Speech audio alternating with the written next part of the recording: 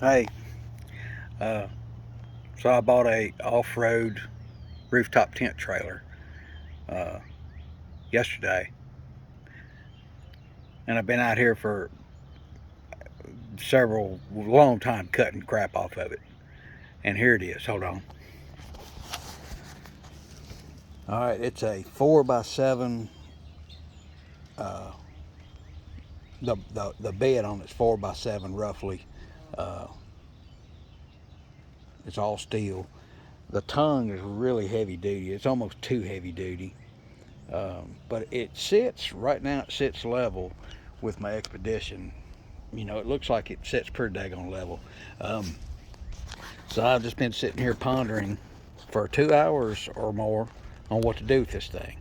I do know that we want to put a poor man's fiberglass 3.5-foot box on it, and maybe on the front side have a cooktop and a sink that pulls out over on the driver's side, and on the driver's side rear we want the refrigerator to pull out. We got a 12-volt fridge, and maybe in the center over the wheels I want to put a substantial water tank,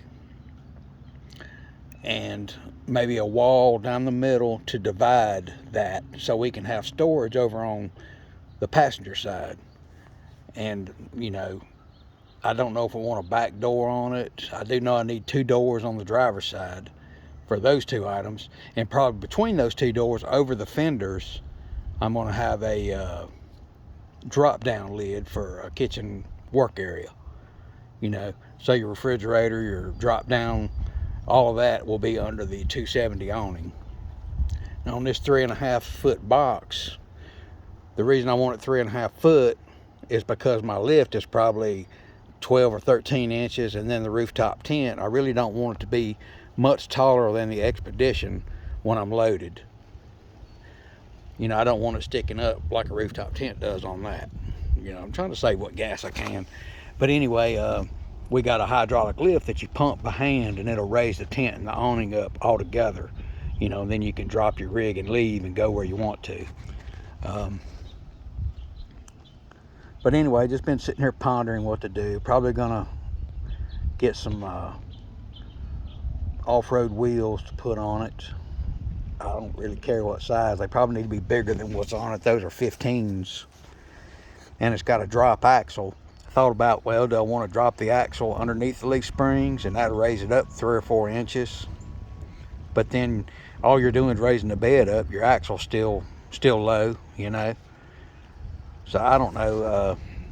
If I do raise the trailer up, then I will have to rework that tongue, which, like I said, this is a clean slate. I can go from whatever. But you know, people might say, well, why are you just sitting in your chair drinking beer looking at a trailer? Well, I'm sitting here pondering, thinking of what I want to do. And if you guys have any insight, please leave a comment and help me. You know, give me some ideas. I know that I'm probably going to have to weld some angle iron down that side in the up position, and that's what I'll bolt my plywood to, and then seal all that up and put poor man's fiberglass over it. And it's got a wood floor, and you know, it's got a treated wood floor.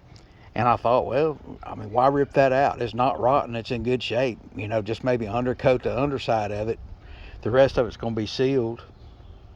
So I don't know. If you guys got any insight, plus or negative, let me know. Because I got a clean slate, and I don't want to mess it up. Of course, I guess if I do, I can cut it off and redo it. Let me show you the frame on this thing. Hold on. Can you see it? It's like a box frame, man. I mean, it's a solid box. So it's a heavy duty trailer. There's the drop axle. I know somebody said, well, just flip that over, but you can't really do that because that makes it unsafe. But anyway, y'all give me some insight. Thanks. Bye.